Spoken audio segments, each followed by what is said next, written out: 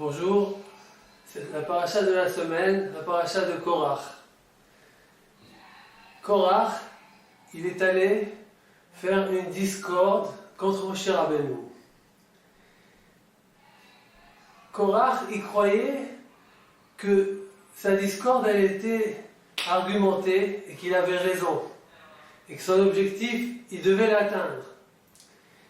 Et en fin de compte, Korach, il s'est trouvé qu'il a été un fiasco total. Il a perdu dans sa guerre. Il s'est fait avaler lui et tout son groupe, tous ses amis, tous ceux qui sont partis avec lui. Quelle était l'erreur de Korach? Korach, on va essayer de comprendre Korach pour comprendre nous-mêmes, dans notre vie actuelle. Quand on fait la discorde, quand on va en guerre contre qui? Contre un ennemi. Qui est l'ennemi? L'ennemi, c'est pas quelqu'un qui est un prochain, quelqu'un qui est autre que nous. L'ennemi, il se trouve en nous. Il s'appelle le Yetzer Hara. Le Yetzer Hara, c'est un être qu'Akadosh Baruch Hu, il a créé. Il n'est pas humain, mais c'est un être, c'est un ange, c'est une créature qu'Akadosh Baruch Hu, il a créée juste pour ça, pour détourner les cœurs, pour détourner les gens de la vraie vérité, de la voie juste et de le faire descendre au Gehinam. Quand on a un ennemi en face de nous, quand on croit que le voisin c'est l'ennemi, le prochain, le concurrent, la belle famille, et chacun sa situation, avec qui il croit que voilà, ça c'est mon ennemi, il pointe du doigt, et il fait une discorde, il fait une guerre, et il finit pas.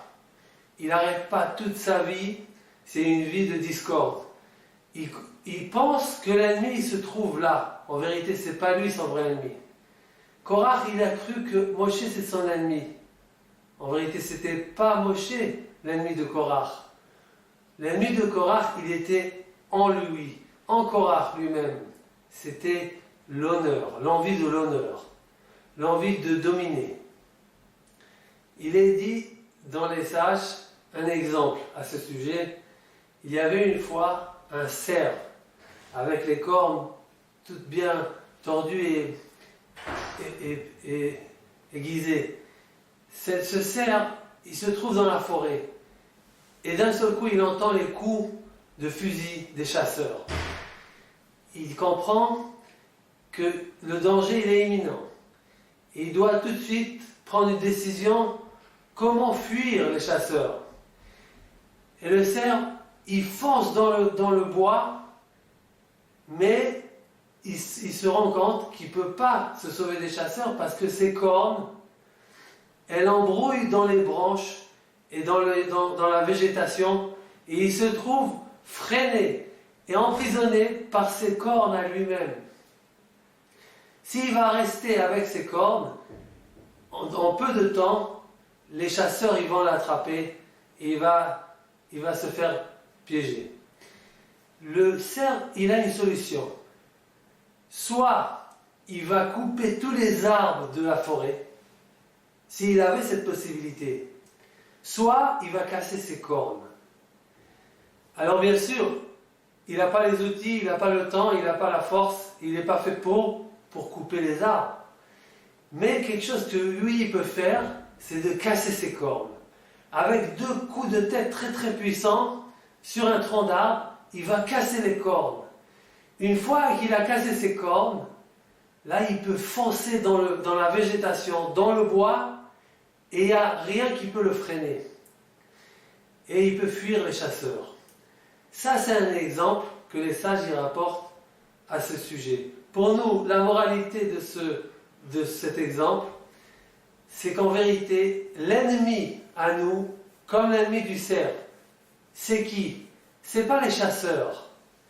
C'est pas les arbres de la forêt.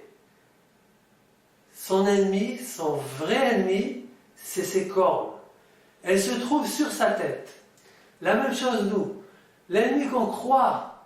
On croit savoir que c'est lui notre ennemi, que c'est lui qui nous veut du mal, que c'est à lui qu'il faut faire la discorde et la guerre. En vérité, c'est faux. Le vrai ennemi se trouve en nous, dans nos cornes, dans notre tête, nos mauvais caractères, notre Yetzer Hara, notre trait de caractère qu'il faut réajuster.